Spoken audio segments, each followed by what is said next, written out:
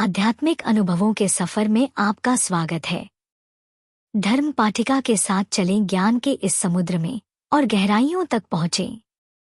अर्जुन ने पूछा कि योग में सबसे अधिक योग्य कौन है?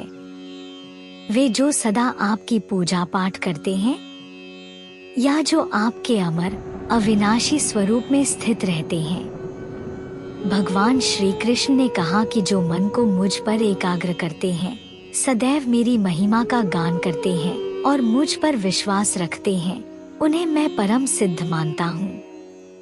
उनके लिए जो इंद्रियों को नियंत्रित रखकर सभी परिस्थितियों में चित रहते हैं, सभी जीवों की सेवा में उत्सुक रहते हैं और मेरे अगाध, अमर, अचिंत्य, सर्वव्यापी, अचल पहलू की उपासना करते हैं, वे भी मुझे प्राप्त करते हैं।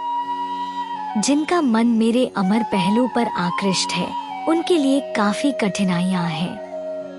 देहबद्ध जीवों के लिए उस पथ पर चलना बहुत ही कठिन होता है।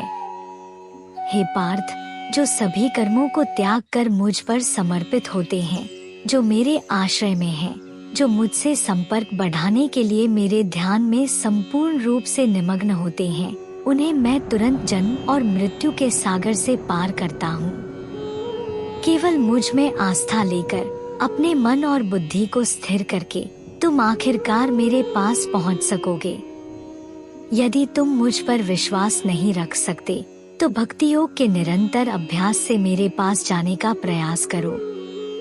बिना विश्वास के भक्ति योग को निरंतर बनाए रखने में असमर्थ होने पर तुम सिर्फ अपने कर्मों का भला मेरे लिए करो। इस प्रकार से तुम उच्चतम सिद्धि को प्राप्त कर सकते हो। यदि तुम इसे भी नहीं कर सकते, तो अपने कर्म करो और उनके फलों को मुझ पर अर्पण करो। मन को वश में रखकर अपने कार्य के सभी फलों का त्याग करो। यदि तुम इस उपदेश का पालन नहीं कर पाते, तो अपने आत्मज्ञान की साधना में प्रवृत्त हो जाओ।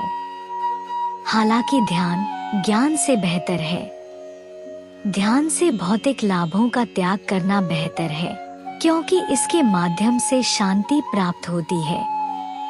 वह पुरुष जो द्वेष से रहित है, सभी जीवों के लिए मित्रपूर्ण और करुणा से भरपूर है, जो स्वाभाविकता से रहित है, अहंकार से रहित है, सभी परिस्थितियों में निष्पक्ष है, क्षमाशील है, योग की आत्मा से संतुष्ट है, आत्मनिग्रामी है, जिसका संकल्प दृढ़ है और जिसके विचार और मस्तिष्क मेरे ध्यान में केंद्रित हैं, वह पुरुष मेरा भक्त होता है और उस वजह से मुझे सकारात्मक व्यक्ति के रूप में विशेष प्रिय है।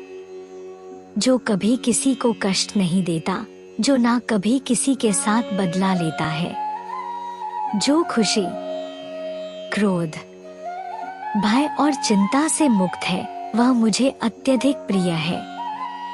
जो वैरागी, शुद्ध, निर्विकार, उदासीन है और सभी स्वार्थी इच्छाओं का त्याग करता है, वह मुझे अत्यधिक प्रिय है।